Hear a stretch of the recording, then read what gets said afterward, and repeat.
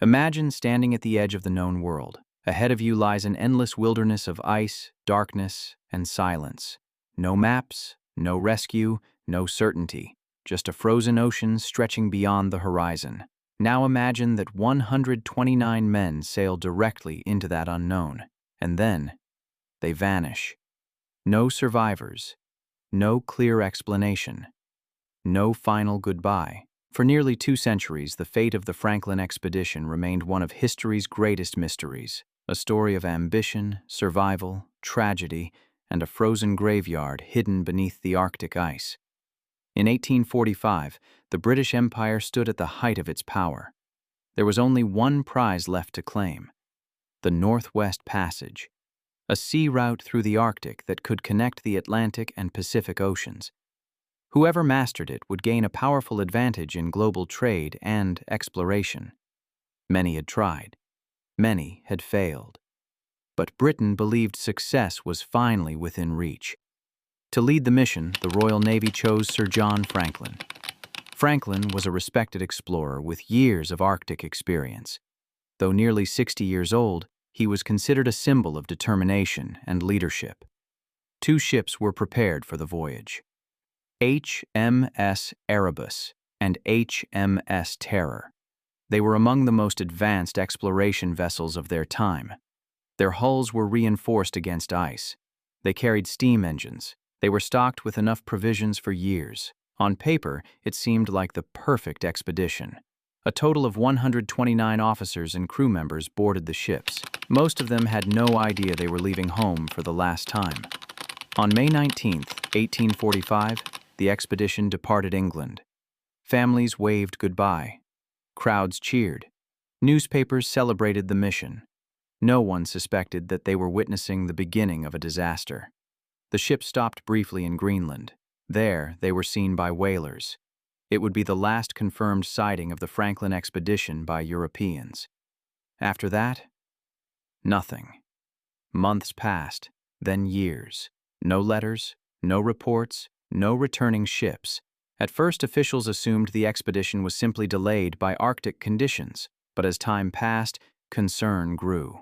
Eventually, concern turned into fear, and fear turned into one of the largest search efforts in the exploration history.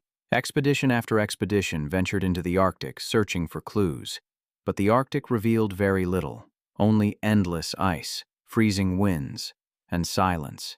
Then, scattered pieces of a story began to emerge. Indigenous Inuit communities shared accounts of strange encounters years earlier. They described groups of exhausted white men moving south across the ice. The men appeared weak, hungry, desperate. Some were dragging heavy boats, others struggled to walk. For searchers, these accounts were both hopeful and terrifying. If these were Franklin's men, what had happened to them? In 1854, Scottish explorer John Rae returned with shocking information gathered from Inuit testimony. According to these accounts, the expedition had ended in catastrophe. The men had died from starvation and exposure, but there was something even more disturbing. Witnesses suggested that during their final desperate days, some survivors may have resorted to cannibalism. Victorian Britain was horrified. Many refused to believe it. The idea that Royal Navy sailors could do such a thing seemed impossible, yet the allegation would linger for generations, and with it came an even darker question. Just how desperate had the situation become? Years later, searchers discovered one of the most important clues in the entire mystery: a written note left in a cairn on King William Island. The document contained 2 messages. The first, written in 1847, reported that all was well. The ships were wintering in the Arctic. Everything seemed under control, but a second message had been added later, and this message changed everything. It revealed that the ships had become trapped in ice. Sir John Franklin was dead.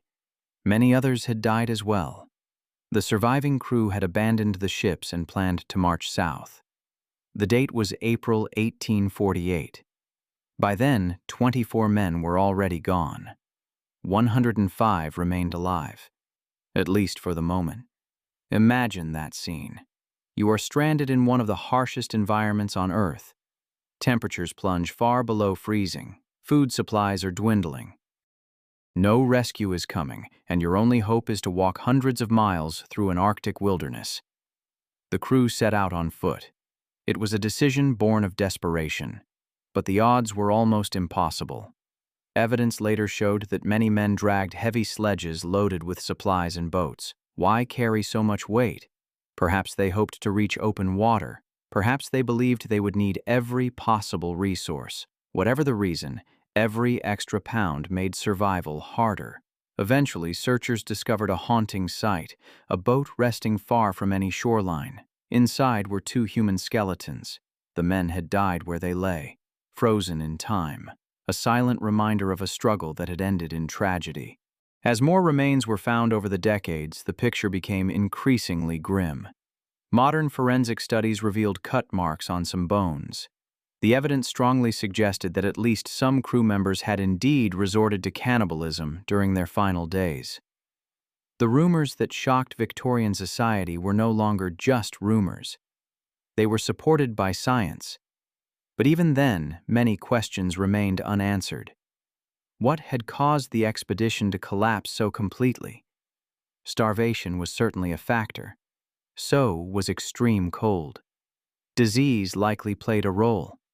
Some researchers suspected lead poisoning from poorly sealed food cans. Could toxic exposure have weakened the crew's judgment and health? The theory gained attention, but later studies suggested the answer was more complicated. No single cause explained the disaster. Instead, it was likely a deadly combination of factors: hunger, illness, exhaustion, isolation, and the unforgiving Arctic environment itself. Yet perhaps the greatest mystery remained unsolved. Where were the ships? For generations, HMS Erebus and HMS Terror seemed to have vanished without a trace. The Arctic kept it secret. Decade after decade, the mystery grew larger. Legends began to emerge. Some sailors spoke of ghost ships trapped in the ice. Stories circulated of dark silhouettes appearing through Arctic fog, abandoned vessels drifting silently across frozen seas. Most of these tales were likely nothing more than folklore, but when a mystery survives for centuries, legends naturally grow around it. Then, after nearly 170 years, the ice finally began to surrender its secrets. In 2014, a major breakthrough occurred. Researchers discovered the wreck of HMS Erebus beneath Arctic waters. The find stunned historians around the world. At last, one of the lost ships had been found. Then came an even greater surprise. In 2016, HMS Terror was discovered, and remarkably, it was preserved in extraordinary condition. The freezing waters had protected it for generations. Cabins, artifacts, entire sections of the vessel remained intact. It was like opening a door into the 19th century. Yet the discoveries created new questions. If the crew had abandoned the ships, how had the vessels ended up where they were found? Did some survivors return to them? Did a small group live longer than previously believed? Or did ice and currents slowly move the ships over time? Researchers continue to investigate these mysteries today. Every artifact recovered adds another piece to the puzzle, but the complete story remains frustratingly out of reach. Perhaps that is why the Franklin expedition continues to captivate people around the world. It is more than a story about lost ships. It is a story about human ambition, about courage in the face of overwhelming odds, about the limits of technology and the power of nature. The men who sailed aboard Erebus and Terror believed they were making history. In a way, they were, just not in the way anyone expected. They entered the Arctic searching for a passage. Instead, they became part of one of the greatest mysteries ever recorded. Even today, the winds sweep across the frozen Arctic islands where they made their final stand. The ice forms. The ice breaks. And beneath those cold waters, pieces of their story still wait to be discovered. Because some mysteries refuse to die. They linger in the darkness. They whisper through history, and they remind us that there are still places on Earth where the unknown remains stronger than certainty. The Franklin expedition set out to conquer the Arctic. Instead, the Arctic swallowed it whole.